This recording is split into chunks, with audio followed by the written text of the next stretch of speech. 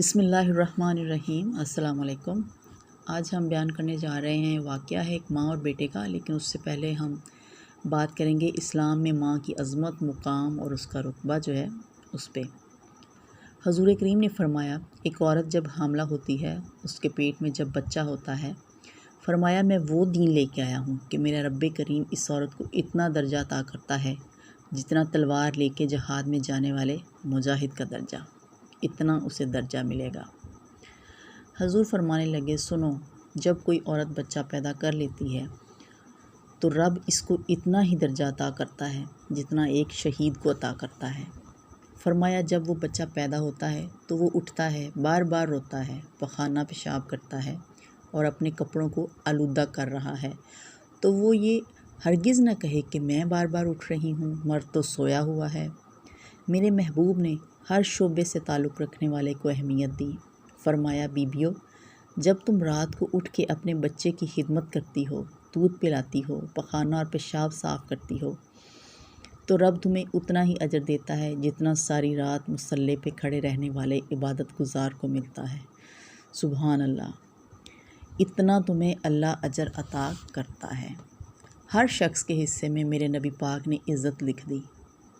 रसूल पाक ने रिश्तों को इतना मज़बूत कर दिया, इतना मज़बूत कर दिया कि रिश्ते रिश्ते नहीं, दर्द बन गए।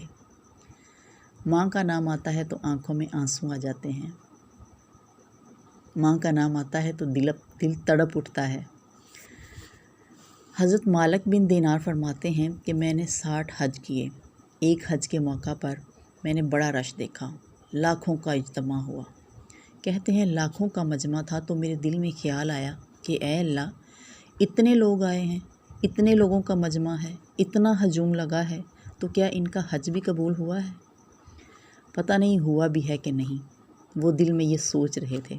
तो कहते हैं ऐसे सोच सोच के दौरान मैं सो गया कि रात को ख्वाब में मैंने क्या देखा वो सुनिएगा ज़रा। कहते हैं मैंने किसी कहने वाले को कहते सुना कि सब का कबूल हो गया। बलह का रहने वाला हारून बल्खी है, उसका हज कबूल नहीं हुआ। फरमाते हैं कि शहरों के अलहदा हैमे लगते थे। अब भी जाएं तो पाकिस्तानियों की रहाइश के अलहदा होते हैं, आपने देखा होगा। इंडियन के अलहदा होते हैं, बांग्लादेश, मिस्री, यमन वाले, ईरान, सब के उनकी रहाइशें जो होती हैं वो अलहदा बना दिए जाते हैं और उनके झंडे लगा दिए जाते हैं।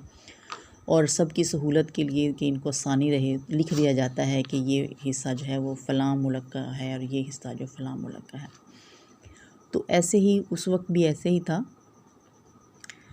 मालिक कहते हैं कि मैं सवेरे उठ के ढूंढने लग गया। मैं ढूंढना शुरू कर दिया उस खैमे को कि मैं देखूं कि वो हारून बल्खी जो है वो कहाँ पे है। जहाँ बलह शहर के लोग रहते थे, खैर वो वहाँ पहुँचे। तो कहते हैं मैंने लोगों से पूछना शुरू कर दिया कि तुम में से हारून बल्खी कौन है। लोगों ने बताया कि वो तो बहुत नेक इंसान है, परहेज़गार है, मुत्तकी है, बड़े भोले भाले हैं। कहा, अच्छा, इस वक्त वो कहाँ है? बताया उस पहाड़ के पीछे उसने हैमा लगाया हुआ है, सारी रात इबादत करता है, सारा दिन रोज़ा रखता है। फरमाते हैं कि मैं इन लोगों की बात सुनकर बड़ा हैरान हो गया कि मुझे क्या बताया गया है और ये क्या कह रहे हैं। फरमाते हैं कि मैं पहाड़ पीछे चला गया। हज़रत मालिक बिन दीनार फरमाते हैं कि जब मैं वहाँ पहुँचा तो मैंने उसको मुसल्ले पे बैठा हुआ देखा। कसरत इबादत के आसार उसके वजूद पर नज़र आ रहे थे। जो सच्चा आशिक होता है वो दूर से ही पहचाना जाता है। तो बता रहे हैं कि उसका हुलिया इस तरह तक का था कि जो एक बात मैं यहाँ पे आपसे बयान करूँगी कि अक्सर हम इस माशरे का हिस्सा हैं, तो हमने जब लोगों से बातचीत करते हैं, लोगों से मिलते हैं, तो हम बाज़ लोगों को पहली नज़र में ही ना पहचान लेते हैं कि अच्छा ये थोड़ा सा ऐसा है, ये थोड़ा सा ऐसा है। कुछ थोड़ा सा उसकी बात से, लहजे से, उसके बोलचाल के अंदाज़ से हमें थोड़ा बहुत अंदाज़ा तो हो जाता है कि अगला बंदा कैसा है। तो इसी तरह इनको भी उनका चेहरा देख के अंदाज़ा हुआ कि कसरत इबादत के आसार जो थे वो उनके चेहरे पे मौजूद थे। सीधा बाजू उनका कटा हुआ था। फरमाते हैं कि 2 रिकते मुकम्मल करके उन्होंने सलाम फेरा और अस्सलाम वालेकुम कहा। तो मुझे वालेकुम सलाम कहने के बाद पूछते हैं कि आप मालिक बिन दीनार हैं? मैं बड़ा हैरान हुआ कि बड़ी किसकी फ़रासत है। फरमाते हैं कि फिर इसने ठंडी सांस ली और कहने लगे कि आपने ख्वाब में देखा होगा कि मेरा हज कबूल नहीं हुआ। फरमाते हैं कि मुझ पे बिजली गिरी कि ये क्या कह रहा है, ये हो क्या रहा है, ये कहा क्या है और ये हो कुछ और रहा है। मैंने कहा कि लोग भी तेरी तारीफ़ कर रहे हैं, लेकिन ये माजरा क्या है। कहा कि आप ना पूछें।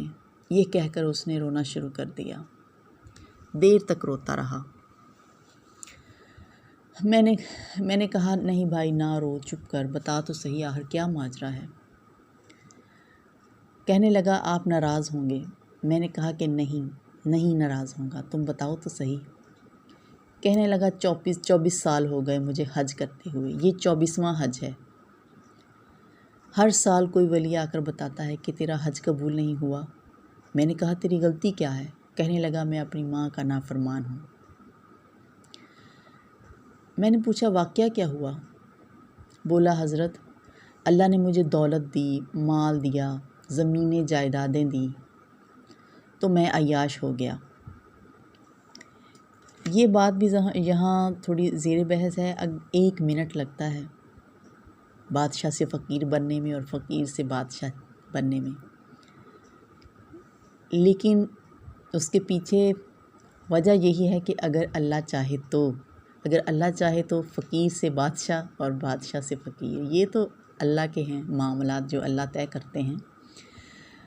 तो बताया कि रमज़ान का महीना था, माँ तंदूर पर रोटियां लगा रही थी। मैं शराब पी के घर आ गया और माँ से कहा माँ रोटी दो। माँ ने कहा शर्म कर, एक तो तू रोज़ा नहीं रखता, तो जिन्होंने रखा होता है उनका ख्याल भी नहीं करता। अम्मा की बात ये सुनी तो मुझे गुस्सा आया, इस कदर शदीद गुस्सा आया कि माँ को थप्पड़ मारा और मेरी माँ जलते हुए तंदूर में गिरी। लोगों ने मुझे पकड़कर बंद कर दिया। सारी रात मैं शोर सुनता रहा, लेकिन नशे में धुत था। सवेरे आँख खुली तो मेरी बीवी कहीं जाने की तैयारी कर रही थी।